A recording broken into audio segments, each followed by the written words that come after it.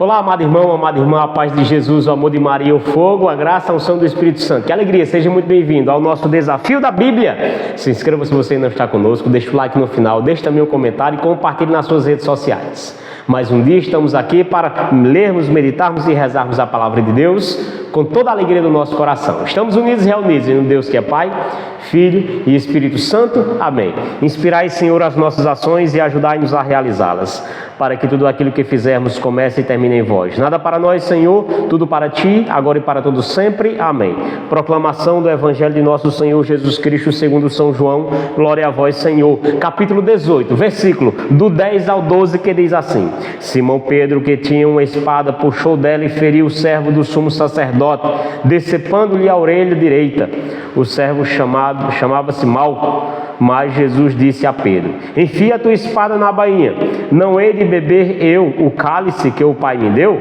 Então a corte, o tribuno e os guardas dos judeus prenderam Jesus e o ataram. Palavra da nossa salvação, glória a vós, Senhor. Queridos, nós estamos mergulhando, avançando, nós estamos chegando no momento da hora que Cristo veio para essa terra realizar o seu plano de amor e salvação, doando-se, dando a sua vida em favor de nós, para nos salvar. E aqui nós encontramos este personagem, Pedro.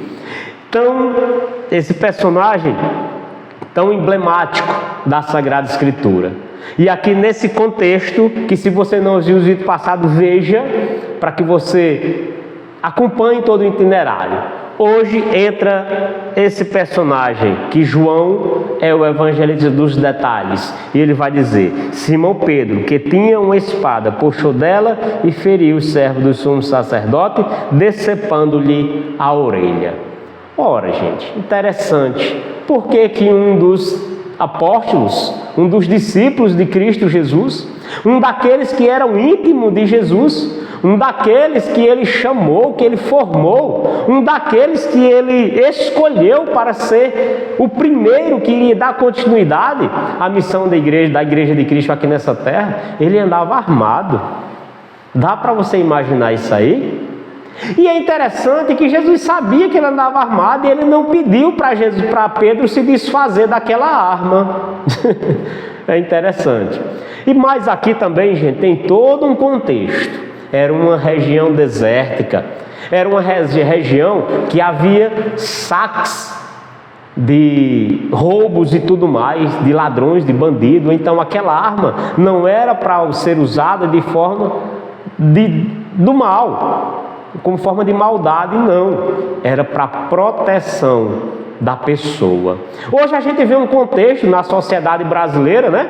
Armamentista ou não armamentista, né? O favor das armas ou a desfavor das armas. E é interessante que as pessoas acabam tirando de contexto o que realmente se quer, que nada mais é do que ter ou não. Qualquer pessoa é livre para isso aí, se realmente também quiser e tiver condição. Respeitar a liberdade das pessoas. Quem quiser ter, beleza, para a sua proteção, para ter em casa. Deus o livre e guarda entre um bandido, um ladrão. A pessoa que está armada ali, ela tem mais possibilidade de botar aquele camarada para correr. Olha um exemplo muito prático. Eu era criança, meu pai trabalhava viajando e nós éramos 6 crianças. Uma escadinha, um atrás do outro. Eu fui o último da família. Papai viajando, certa madrugada, mamãe contou para nós depois, porque nós estávamos dormindo. Certa madrugada, mamãe acorda com alguém tentando arrebentar a porta, abrir a porta. Ela vai lá no guarda-roupa, onde papai tem uma espingardinha pequena de 2 canos, que aqui é conhecido como soca-soca. E aí mamãe pegou essa espingardinha, colocou, foi de ponta de pé, em silêncio, colocou embaixo na brechinha da porta, entre o chão e a porta, e atirou.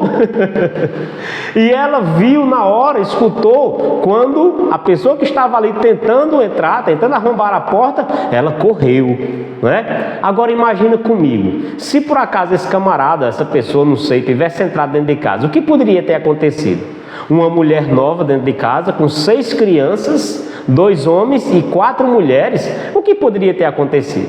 Então, neste momento, nesse contexto, preste atenção, nesse contexto, o que aconteceu? Ela se resguardou, ela protegeu por causa de uma arma.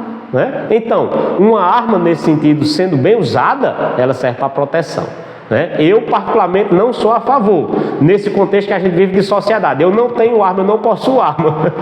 Mas quem quer ter, para se proteger, por que não respeitar a liberdade, né? Então Pedro andava armado, ele puxou dela e ali ele feriu um dos guardas, que tinha por nome de Malco. E ele feriu como? Cortando-lhe a orelha direita, né? É interessante que até o detalhe, né, vai dizer que foi a orelha direita. Nesse momento, Jesus disse: Pedro, enfia a tua espada na bainha. Não hei de beber o cálice que o Pai me deu? E aqui também, para você perceber, algo que tinha de acontecer lá atrás. Por isso que é importante você acompanhar e escutar e ler e meditar a palavra de Deus. Lá atrás, Pedro tinha dito a Jesus, quando Jesus disse que tudo isso ia acontecer com ele, Pedro aliás disse: Senhor, eu irei contigo a qualquer lugar, mesmo que for para a morte. Depois disso, Pedro traiu Jesus, e aqui fica um contexto muito interessante, depois Pedro, lá na frente nós vamos ver que Pedro vai trair Jesus também, negando ele. Só que aqui, Pedro aliás, ele fez isso porque Pedro estava próximo de Jesus. Ele estava na intimidade com Jesus. Lá na frente nós vamos ver que na traição, Pedro está distante de Jesus. É importante você perceber isso aí. Quando nós estamos próximos de Jesus de verdade, nós somos capazes de defender a fé. Nós somos capazes de ser audaciosos na fé, de não se omitir aos erros de uma sociedade, onde a gente vive um contexto de tanta coisa errada que tem hoje na sociedade brasileira, e a gente vê o silêncio de muitos cristãos. E eu me lembro aqui de São Tomás de Aquino, que diz: não se opor ao erro é ser conivente com ele, é apoiar o erro. Então o cristão, ele é motivo de contradição. O cristão, ele não deve apoiar aborto, erotização de crianças, legalização de drogas e outras coisas mais que a gente vê, essas aberrações acontecendo na nossa sociedade. O cristão, ele deve se opor ao erro. O cristão, ele não deve se calar, ele tem que se opor de verdade ao erro. Ele tem que ser motivo de contradição de verdade. Ele tem que incomodar a sociedade no que diz respeito a empurrar a goela abaixo coisas que não convêm, principalmente que não convém a um cristão. Então Jesus fala isso para Pedro: não eu de beber o cálice que o Pai me deu? Ou seja, Pedro aqui estava tentando livrar Jesus, porém Jesus veio para aquela hora. Ninguém podia tirar esse momento de Jesus, pois foi assim que ele escolheu para salvar Pedro e a nós também.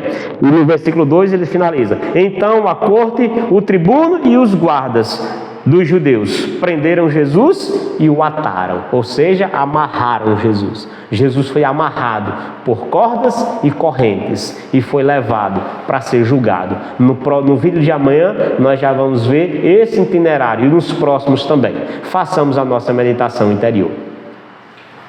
Reze comigo. Senhor Jesus, na tua presença nós nos colocamos. E aqui, Senhor, queremos pedir a coragem, por que não dizer a coragem dos apóstolos, para defender, Senhor, para ser um defensor da fé. A ousadia, Senhor, dos profetas, que não tem medo de profetizar a respeito das iniquidades do mundo. Por mais que aconteça perseguição, e por que não dizer, se for preciso, como João Batista, até perder a cabeça, para defender a fé, para defender a verdade.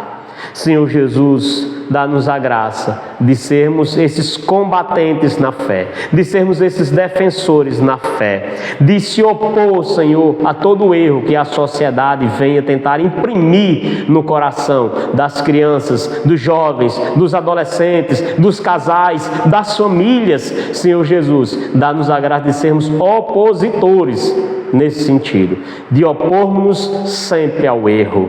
Sim, Senhor Jesus. Aqui, voltando àquele contexto de armas, a arma que nós queremos usar é a Tua Santa Palavra. É a arma da verdade. se opondo a toda mentira. Dá-nos a graça, Senhor, de embainhar essa espada de dois gumes, que é a Tua palavra, a Sagrada Escritura, que auto se define assim. Ela é uma arma poderosíssima no meio da sociedade e para nós também. Bendito sejas Tu, Senhor, pela Tua santa e belíssima palavra. Continue a sua oração, Deus lhe abençoe e até amanhã.